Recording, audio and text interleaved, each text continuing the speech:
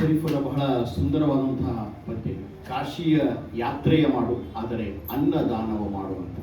ನಾವು ಕಾಶಿ ಯಾತ್ರೆನೂ ಮಾಡಬೇಕು, ಅನ್ನದಾನವೂ ಮಾಡಬೇಕು. ಸಿದ್ದೇವರು ಹೇಳಿದ ಹಾಗೆ ತಂದೆ ತಾಯಿಯ ಸೇವೆಯನ್ನು ಕೂಡ ಮಾಡಬೇಕು, ಸಹಕಾರವನ್ನು ಕೂಡ ಇರಬೇಕು. ಒಬ್ಬ ವ್ಯಕ್ತಿ ಜೀವನದಲ್ಲಿ ಹೇಗೆ ಇರಬೇಕು ಹಾಗೂ ಯಾತ್ರೆಯನ್ನು ಹೇಗೆ ಮಾಡಬೇಕು ಅನ್ನೋದನ್ನ ಬಹಳ ಸುಂದರವಾಗಿ ಹಂತ ಹಂತದಲ್ಲಿ ಶರೀಫರು ವಿವರಿಸ್ತಾ ಹೋಗ್ತಾರೆ. ಶರೀಫರ ಜೀವನದಲ್ಲಿ ಯಾತ್ರೆಗೆ ಬಹಳ ಪ್ರಾಮುಖ್ಯತೆ ಇದೆ. ಶರೀಫರು ತಮ್ಮ ಸಮಕಾಲೀನ ಅನೇಕ ಸಂತರೊಡನೆ ಬಹಳ ನಿರಂತರ ಸಂಪರ್ಕವನ್ನು ಹೊಂದಿದ್ರು. ಎಲ್ಲ ಜಾತ್ರೆಗೆ ಹೋಗ್ತಾ ಇದ್ರು. ಉಳಿವಿ ಜಾತ್ರೆಗೆ ಹೋಗ್ತಾರೆ, ಅದ್ರ ಬಗ್ಗೆ ಅವರು ಪದ್ಯವನ್ನು ಬರ್ತಾರೆ. ಎಲ್ಲಿ ಕಾಣೆ ಎಲ್ಲಮ್ಮನ ಅಂತ ಬಹಳ ಪ್ರಸಿದ್ಧವಾದ ಸೌದತ್ತಿ ಎಲ್ಲಮ್ಮನ ಜಾತ್ರೆಗೆ ಅವರು ಹೋಗ್ತಾರೆ. ನಮ್ಮ ಹುಬ್ಬಳ್ಳಿ ಸಿದ್ದಾರೂಢ ಮಠಕ್ಕೆ ಹೋಗ್ತಾರೆ. ಹೀಗೆ ಆಧ್ಯಾತ್ಮದ ಅನುಭವವನ್ನು ಪಡೀಲಿಕ್ಕೆ ಬೇರೆ ಬೇರೆ ಸಂತರೊಂದಿಗೆ ನಿರಂತರವಾದ ಸಂಪರ್ಕವನ್ನು ಕೂಡ ಅವರು ಹೊಂದಿರ್ತಾರೆ. ಚಿದಂಬರ ದೀಕ್ಷಿತರು, ಅಗಡಿಯ ಶೇಷಾಚಲ ಸದ್ಗುರುಗಳು, ಅಂಕಲಿಗಿ ಅಡವಿ ಸ್ವಾಮಿಗಳು, ನವಲಗುಂದದ ನಾಗಲಿಂಗ ಸ್ವಾಮಿಗಳು, ನಮ್ಮ ಗದಗಿನ ಶಿವಾನಂದ ಸ್ವಾಮಿಗಳು ಮುಂತಾದವರನ್ನ ಭೇಟಿ ಮಾಡಿ ಆತ್ಮ, ಪರಮಾತ್ಮ, ಆಧ್ಯಾತ್ಮದ ಬಗ್ಗೆ ಅವರು ಚರ್ಚೆಯನ್ನು ಮಾಡ್ತಾರೆ. ಒಮ್ಮೆ ಅವ್ರ ಹೆಂಡತಿ ತೀರ್ಕೊಂತಾರೆ. ಅವರು ತೀರ್ಕೊಂಡಿದ್ದು ಇವರಿಗೆ ಸೆನ್ಸ್ ಆಗ್ತದೆ, ಯಾಕಂದ್ರೆ ಅವರು ಒಂದು ಆ ರೀತಿಯ ಅನುಭವವನ್ನು ಹೊಂದಿರ್ತಾರೆ. ಅವಾಗ ನವಲಗುಂದದ ನಾಗಲಿಂಗ ಸ್ವಾಮಿಗಳು ಈ ನಮ್ಮ ಶಿಶುನಾಳ ಶರೀಫರ ತಲೆಯ ಮೇಲೆ ಪೇಟವನ್ನು ಕಿತ್ತೊಗಿತಾರಂತ. ಒಮ್ಮಿದೊಮ್ಮೆ ಇಬ್ಬರು ಚರ್ಚೆ ಮಾಡ್ತಾ ಇರ್ತಾರೆ. ಗರಗದ ಮಡಿವಾಳೇಶ್ವರು, ನವಲಗುಂದ ನಾಗಲಿಂಗ ಸ್ವಾಮಿಗಳು ಮತ್ತು ಇವರು ಮೂರು ಚರ್ಚೆ ಮಾಡುವಾಗ, ಹಿಂಗ್ಯಾಕೆ ಮಾಡಿದಿ, ನನ್ನ ಮನೆ ಯಾಕೆ ಹೋದ್ಲು, ನನಗೆ ಗೊತ್ತಿಲ್ಲ, ನೀ ಏನು ತೋರಿಸ್ಬೇಡ ಅಂತ ಹೇಳಿ ನೇರವಾಗಿ ಹೇಳ್ತಾರ. ಮುಂದೆ ಮತ್ತೊಂದು ಸಂದರ್ಭದಲ್ಲಿ ಅವರ ಮಗಳು ಲತ್ತುಮಾ ಅಂತ ಹೇಳಿ ಒಬ್ಬ ಬಾಲಕಿ, ಆಕಿ ಕೂಡ ತೀರ್ಕೊಂಡಾಗ ಇವರ ಕೈಯಲ್ಲಿನ ಲಾಠಿಯನ್ನು ಕಿತ್ತು ಒಗಿತಾರೆ ನಾಗಲಿಂಗ ಸ್ವಾಮಿಗಳು. ನೋಡಿ ಎಷ್ಟು ಭಾವ. ನಿನ್ನ ತಲೆಯ ಪೇಟ ಅಂದ್ರೆ ನಿನ್ನ ಮುಕುಟ ಹೋಯ್ತು ನಿನ್ನ ಹೆಂಡತಿ ಹೋದಾಗ, ನಿನ್ನ ಜೀವನದ ಮುಂದಿನ ಲಾಠಿ, ನಿನ್ನ ಜೀವನಕ್ಕೆ ಆಸರಾದ ನಿನ್ನ ಮಗಳು ಹೋದವರು ಅದನ್ನು ಸಾಂಕೇತಿಕವಾಗಿ ಅವರು ಹೇಳಿದಾಗ ಇವರು ಅಷ್ಟೇ ಸ್ಥಿತಪ್ರಜ್ಞತೆಯಿಂದ ಅದನ್ನ ಸ್ವೀಕರಿಸ್ತಾರ. ಇದು ನನ್ನ ಆಧ್ಯಾತ್ಮದ ಜೀವನಕ್ಕೆ ಮತ್ತಷ್ಟು ಅನುಕೂಲ ಆಯಿತು ಅಂತ ಹೇಳಿ ಶರೀಫರು ಹೇಳ್ತಾರೆ. ಹೀಗೆ ಶರೀಫರು ತಮ್ಮ ಜೀವನದ ಅನುಭವ ಮತ್ತು ತಮ್ಮ ಅನುಭವ ಅಂದ್ರೆ ಲೌಕಿಕವಾದಂತಹ ಒಂದು ಎಕ್ಸ್ಪೀರಿಯನ್ಸ್, ಅನುಭವ ಅಂದ್ರೆ ಆಧ್ಯಾತ್ಮಿಕವಾದಂತಹ ಒಂದು ಎಕ್ಸ್ಪೀರಿಯನ್ಸ್, ಇವೆರಡನ್ನ ಮೇಳೈಸಿ ಅವರು ತಮ್ಮ ಗೀತೆಗಳನ್ನ ಬರಿತಾ ಹೋಗ್ತಾರೆ. ಅಂಥ ಒಂದು ಬಹಳ ಸುಂದರವಾದ ಗೀತೆ. ನಮ್ಮ ಸಾಮಾನ್ಯ ಜೀವನದ ಅನುಭವಗಳನ್ನು ಹೇಳೋದ್ರ ಜೊತೆಗೇನೆ ನಾವು ವಚನಗಳಲ್ಲಿ, ದಾಸರ ಪದಗಳಲ್ಲಿ ಏನು ಈ ನೈತಿಕ ಮೌಲ್ಯಗಳ ಒಂದು ಪ್ರೆಸೆಂಟೇಷನ್ ಅನ್ನು ನೋಡ್ತೀವಿ ನಾವು, ಧಾರ್ಮಿಕ ಮತ್ತು ಸಾಮಾಜಿಕ ಕಳವಳಿ ಜೊತೆ ಅಂತಹ ನೈತಿಕ ಮೌಲ್ಯಗಳ ಪ್ರೆಸೆಂಟೇಷನ್ ನಮ್ಮ ತತ್ವ ಪದಕಾರರಲ್ಲಿ ಕೂಡ ಬರ್ತದೆ ಅನ್ನೋದಕ್ಕೆ ಈ ಗೀತೆ ಒಂದು ಬಹಳ ಉತ್ತಮವಾದ ಉದಾಹರಣೆ ಅಂತ ಹೇಳ್ಬೋದು. ಮುಂದಿನ ಗೀತೆಯನ್ನು ನಾವು ಕೇಳೋಣ. ಏನ ಕೊಡವಾ ನೋಡ್ರಿ, ನೀವು ಹಾಡಕತ್ತೀರಿ ಅಂದ್ರೆ ಅಷ್ಟೊಂದು ಪ್ರಸಿದ್ಧವಾಗಿರುವಂತಹ ಗೀತೆ, ಜನಸಾಮಾನ್ಯರು ಹೃದಯಕ್ಕೂ ತಟ್ಟುವಂತಹ ಗೀತೆ. ಶರೀಫ್ರ ಸಾಹೇಬರು ಯಾಕಷ್ಟೊಂದು ಜನರ ಹತ್ತಿರ ನಿಂತ್ಕೊಂಡ್ರು ಅಂತ ಕೇಳಿದ್ರೆ, ಅವರು ಆಡ್ತಿದ್ರು, ಹಂಗೆ ನಡ್ಕೊಂತಿದ್ರು. ಅದು ಒಂದು ದೊಡ್ಡ ಇತಿಹಾಸ. ಹಾಗಾಗಿ ಆ ಭಾಷೆಗೆ, ಆ ಒಂದು ತತ್ವಕ್ಕೆ ಬಹಳಷ್ಟು ಮಹತ್ವ ಬರ್ತದೆ ಅನ್ನುವಂಥದ್ದು.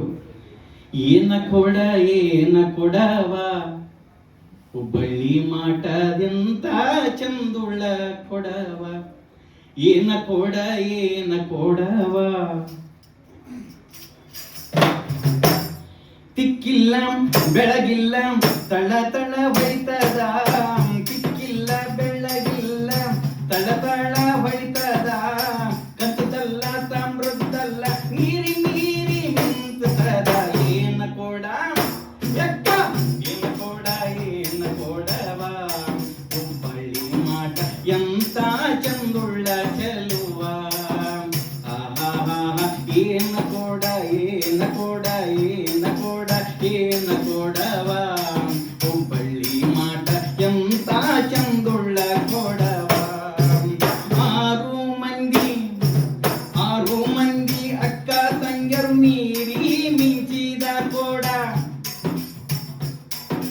ಮೂವರು ಮುತ್ತೈದರು ಲೋಲಾಡಿದ ಕೊಡ, ಏನ ಕೊಡವ ಹುಬ್ಬಳ್ಳಿ ಮಾಟ ಎಂತ ಚಂದುಳ್ಳ ಚೆಲುವ. ಅಕ್ಕ ಏನ ಕೊಡವ ಹುಬ್ಬಳ್ಳಿ ಮಾಟ ಎಂತ ಚಂದುಳ್ಳ ಚೆಲುವ. ಆರು ಮಂದಿ ಅಕ್ಕ ತಂಗರು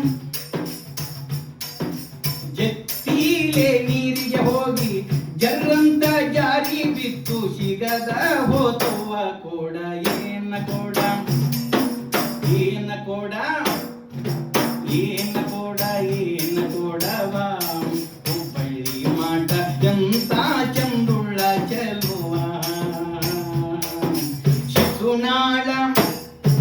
ಶಿಶುನಾಳ ದಿಶ ತಾನೇ ತಿದ್ದಿ ಮಾಡಿದ ಕೊಡ ಚಂದ್ರ ಶಿಶುನಾಳ ದಿಶನು ತಾನೇ ತಿದ್ದಿ ಮಾಡಿದ ಕೊಡ ಬುದ್ಧಿವಂತರು ತಿಳಿದು ನೋಡಬೇಕಾದ ಕೊಡ ಏನ ಕೊಡ ಅನ ಏನ ಕೊಡ ಏನ ಕೊಡವ ಹುಬ್ಬಳ್ಳಿ ಮಾಟ ಎಂತ ಚಂದುಳ್ಳ ಚೆಲುವ ಹುಬ್ಬಳ್ಳಿ ಮಾಟ ಎಂತ ಚಂದುಳ್ಳ ಚೆಲುವ.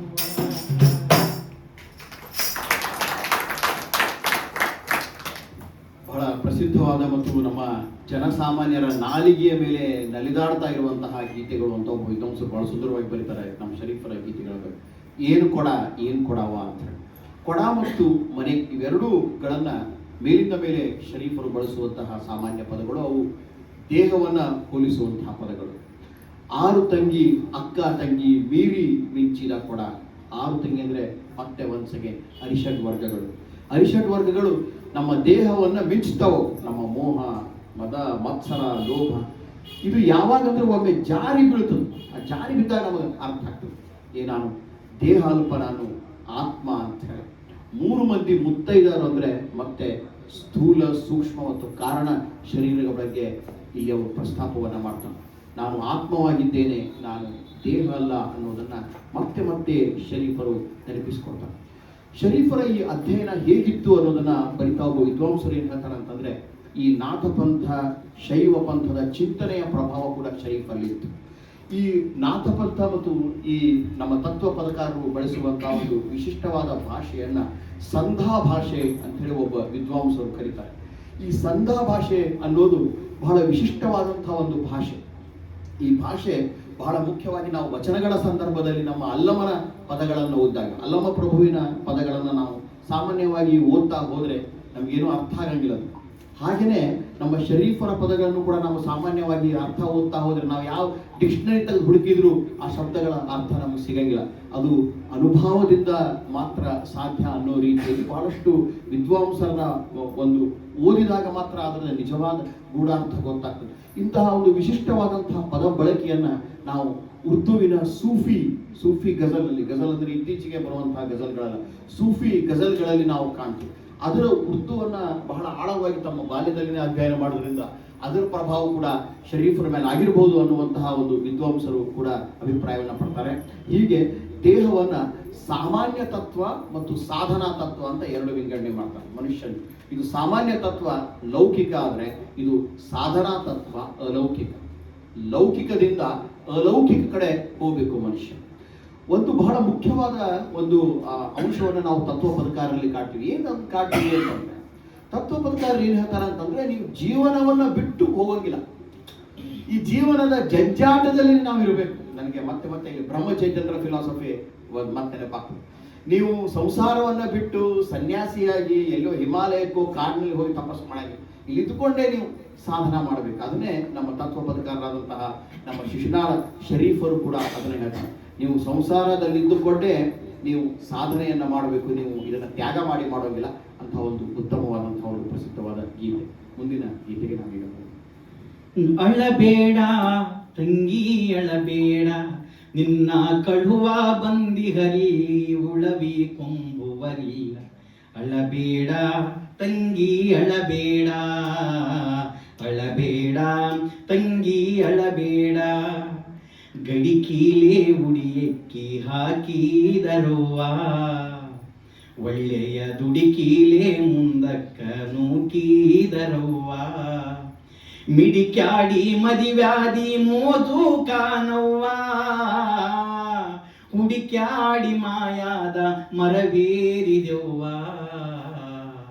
ಅಳಬ್ಯಾಡ ತಂಗಿ ಅಳಬ್ಯಾಡ, ಅಳಬ್ಯಾಡ ತಂಗಿ ಅಳಬ್ಯಾಡ, ರಂಗೀಲೆ ಹುಟ್ಟಿದಿ ರೇಷ್ಮೆ ದಡಿಸೀರಿ, ಮತ್ತ ಹಂಗ ನೂಲಿನ ಪರವಿ ಮರತ್ಯವ್ವ ನಾರಿ ಮಂಗಳ ಮೂರುತಿ ಶಿಶುನಾಳದೀಶನ ಅಂಗಳಕ ನೀ ಹೋತು ಆದ್ಯವ್ವ ಗೌರಿ ಅಂಗಳಕ ನೀ ಹೊರತು ಆದ್ಯವ್ವ ಗೌರಿ ಅಳಬೇಡ ತಂಗಿ ಅಳಬೇಡ ಅಳಬೇಡ ತಂಗಿ ಅಳಬೇಡ.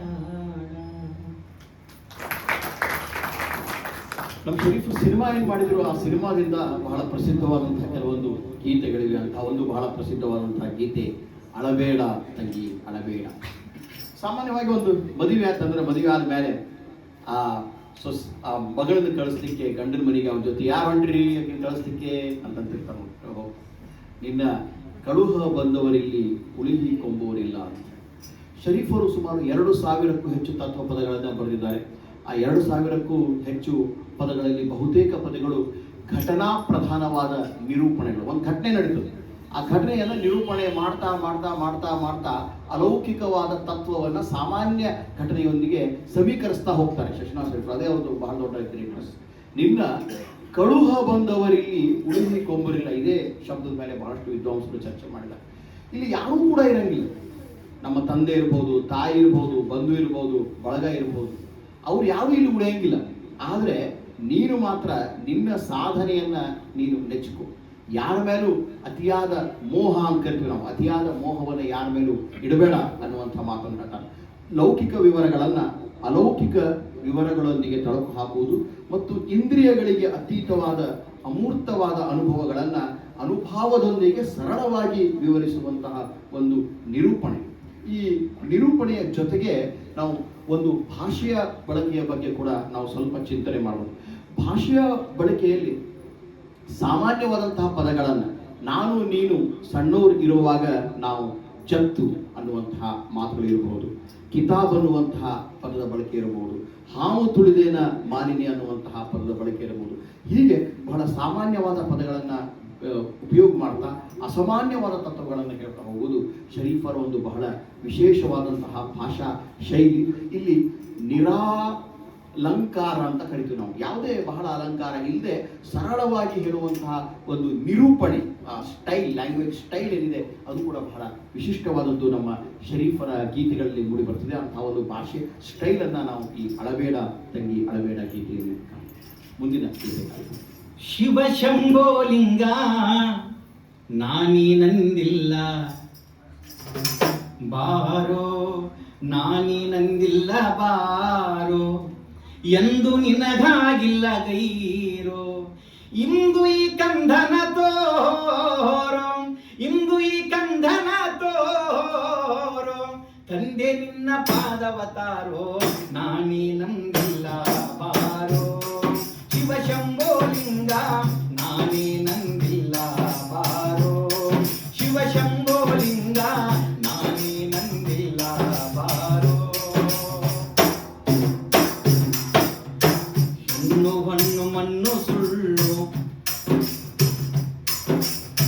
ಹೆಣ್ಣು ಹಣ್ಣು ಮಣ್ಣು ಸುಳ್ಳು, ಒಟ್ಟು ನನ್ನ ಬಾಯವ ಸುಳ್ಳು, ಹೆಣ್ಣು ಹಣ್ಣು ಮಣ್ಣು ಸುಳ್ಳು, ಒಟ್ಟು ನನ್ನ ಬಾಯವ ಸುಳ್ಳು, ಮರೆತು ನಾನು ಆದೆನು ಮರುಳ, ಮರೆತು ನಾನು ಆದೆನು ಮರುಳ, ಗುರುತ ಹಿಡಿದ ಕರೆವೆನ ವರಳ, ನಾನೇ ನಂದಿಲ್ಲ ಬಾರೋ, ಶಿವ ಶಂಭೋಲಿಂಗ ನಾನೇ ನಂದಿಲ್ಲ, ನಾನೇ ನಂದಿಲ್ಲ ಬಾರೋ.